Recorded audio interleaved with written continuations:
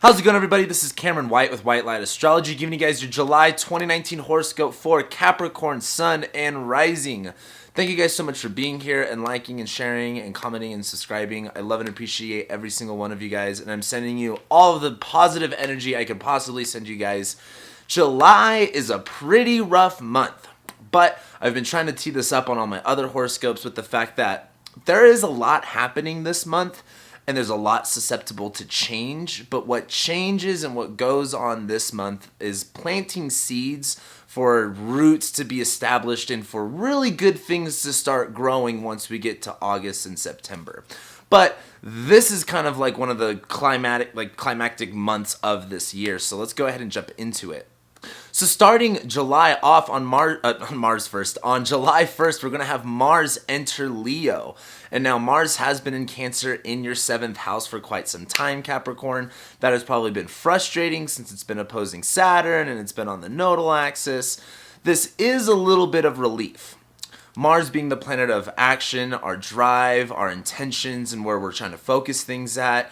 It's also a malefic planet, so it causes problems like frustrations and anger. It heats things up, it inflammates, it severs and cuts. Mars is going out of the sign of its fall where it doesn't really operate all too well. It doesn't really fulfill a whole lot of promise. And it's going into the sign of Leo, where it's not its favorite sign in the whole entire world, but it is a fire sign where Mars is more natural, more comfortable there. And Mars being this planet of action, energy, and drive in the lens of Leo, Leo being all about our sense of self, our identity, how we express that, how we can be more integral and more authentic to ourselves. The problem, though, is with Mars being this planet of anger and frustrations going into the sign of Leo, this can manifest a lot of the times in being, acting out of our ego, acting out of impulse decisions, and being a little bit, brash and a little bit hot-headed. And so during this month, as Mars enters Leo, know when to act in the right situation, act out of authenticity and integrity. But the one thing I wanted to hit on is Mars is now entering your 8th house. And the 8th house has a lot going on with it. The 8th house has to do with death, has to do with hidden things, other people's money, taxes, inheritances. It's a really weird area of the chart, and it's more of a darker area.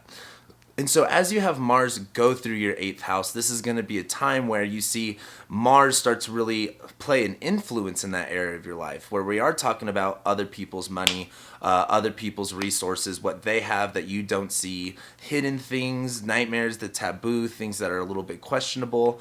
As Mars starts to transit through your 8th house, this is definitely going to come alive in a really strong sense. So make sure you're aware of that. Mars and Leo in the 8th house is going to feel a little bit uncomfortable. You may feel like you need to defend yourself, and you may feel as if you need to, put your chest out there like a lion would. However, my big advice with Mars going through Leo in your 8th house is don't assume questions and be more authentic and integral with what's going to be in a line for you. Stay loyal, but not to a fault. Then the next day on July 2nd, we start eclipse season. And like I said just before, this month is a pretty big deal, and we finally get to the eclipses. The first eclipse that we have going on is the solar eclipse that we have in Cancer, which is happening on July 2nd. And this is a pretty big deal because this is happening in your 7th house. Now, I don't got to tell you that Saturn, South Node, Pluto going over your ascendant, being in your 1st house has played a pretty big role this year for you guys. And there was a lot that was going on in January that was, planting the seeds for things to come. And that's what July 2nd is. Whatever happened during that eclipse that we had going on, I think it was like the early degrees of Leo, this is going to come back around this time, and this is happening in your 7th house. Now, in my horoscopes, I always talk about how the new moon is when you have both the luminaries in one sign, focused on something, giving you some energy to kind of clear it up, feel resettled with it.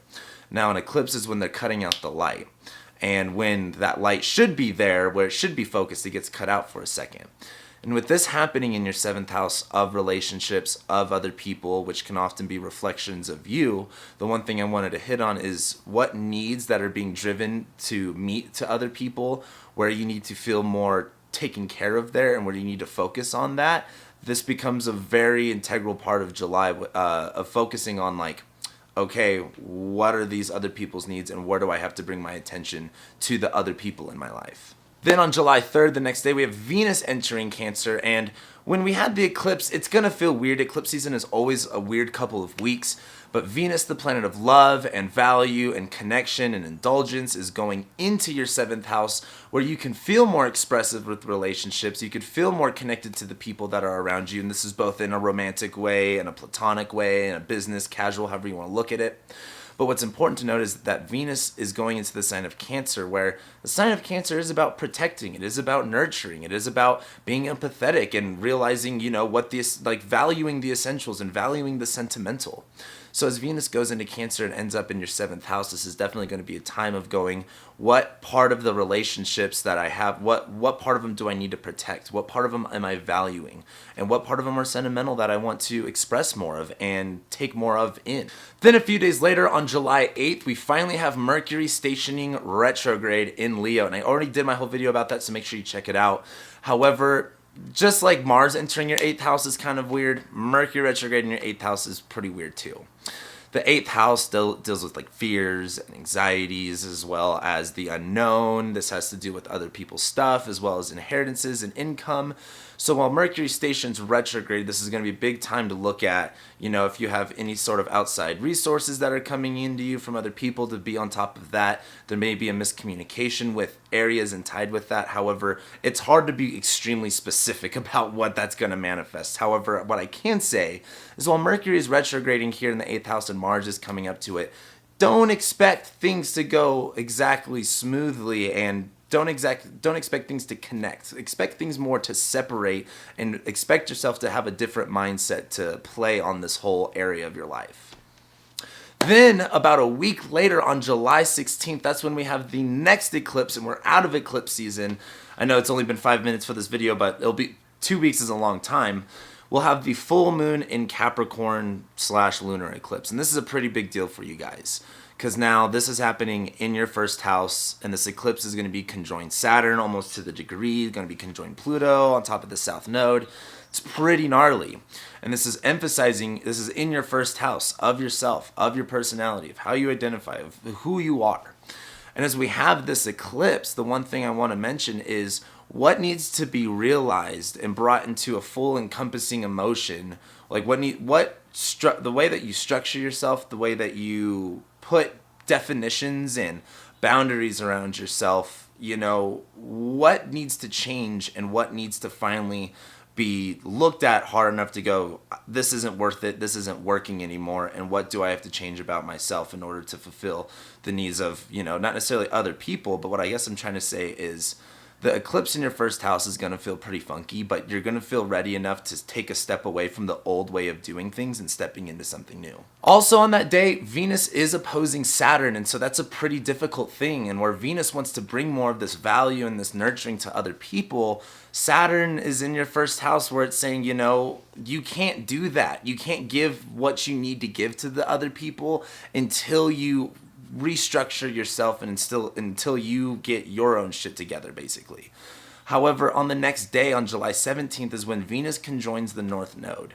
And I wanted to hit on this because even though on that eclipse day it's going to feel really rough and it's going to feel really intense, I guess the next day with Venus being in Cancer on the North Node, where you want to bring more of this sentimental value within relationships and you want to build that bond more, first, Venus opposing Saturn is kind of like, yeah, if you want to do that, you really need to have a complete structural overhaul with yourself.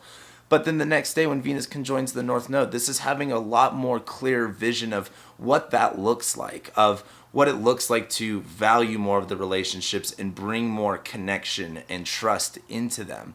And this is bringing a desire to go after it. So when you feel that the next day, go for it. Then 2 days later, on July 19th, we have Mercury retrogressing back into Cancer. And if you're in a relationship, this Mercury retrograde is probably going to affect you a little bit more because we're dealing with the 7th house of partnership and the 8th house of your partner's stuff and what they have. And as Mercury retrogrades back into Cancer, I guess the one thing I want to hit on is while Mercury retrogrades in Leo in the 8th house, this is kind of like not knowing where you stand or what needs to be said or what mindset you need to have over things. It's kind of like when you're in unfamiliar territory and you don't know the natural land, you don't know the people there, you don't know the language, you kind of have to figure stuff out.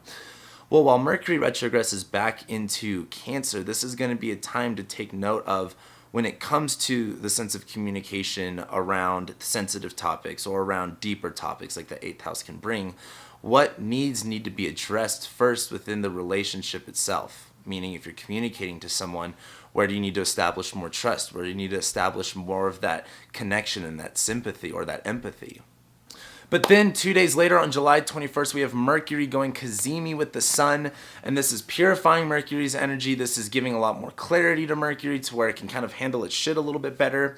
And with this happening at the later degrees of Cancer in your 7th house, this really comes back down to say what needs to be said within the context of relationships. Don't hold that back, but also be aware of why you're saying these things and not being afraid to be exposed or to be vulnerable in communicating that message, Capricorn. And then on July 23rd, we have the Sun entering Leo, and the Sun goes into your 8th house. That's kind of a funky, weird time. This month is just kind of weird in general. But the good news is while the Sun's going into the 8th house has a lot to do with change and changing. And so while the Sun goes in there, this is illuminating this area. It may make you feel a little uncomfortable, a little bit vulnerable, but this is Leo we're talking about. It's time to embrace and accept this change. And then the next day on July 24th, Mercury will retrograde and conjoin Venus. And this is pretty big too, because this Mercury retrograde with its conjunctions to Mars is a little bit rash and a little bit, mean almost in a sense. But as Venus is transiting your 7th house in Cancer, bringing more of that connection and establishing more of that trust and vulnerability in relationships, I think Mercury coming back to hit Venus is getting more clarity and being able to be more expressive of that Venus stuff, You can't, it's hard to be vulnerable with people a lot of the time. And when all of this Cancer and Capricorn stuff's going on, it's bringing up a lot. And so while Venus is transiting your 7th house and that energy is present for there, that space is being held, when Mercury conjoins Venus on the 24th, this is definitely a good time of expressing that value and being like, hey, thank you, or hey, I like you, or hey, I really appreciate everything that you do for me, or vice versa. Anyway, it's a great day to make the connections and to communicate the things that you need to say. Then on July 28th, we have Venus moving into Leo, where Venus is now in your 8th house. And again, this is kind of weird, but this is pumping up a little bit more of the morale and the courage and the strength it takes to go through 8th house transits. However, on a more mundane level, when it comes to like the Mercury retrograde in your 8th house, dealing with other people's money and finances and stuff and inheritances, Venus going through there is kind of tendering up that area and bringing a lot more Venusian qualities to it, a lot nicer, more enjoyable things to it. But then by the time we end the month on July 31st, we have the new moon in Leo happening, and that is in your 8th house. And there's like I said, there's a lot of 8th house shit going on for you guys this month.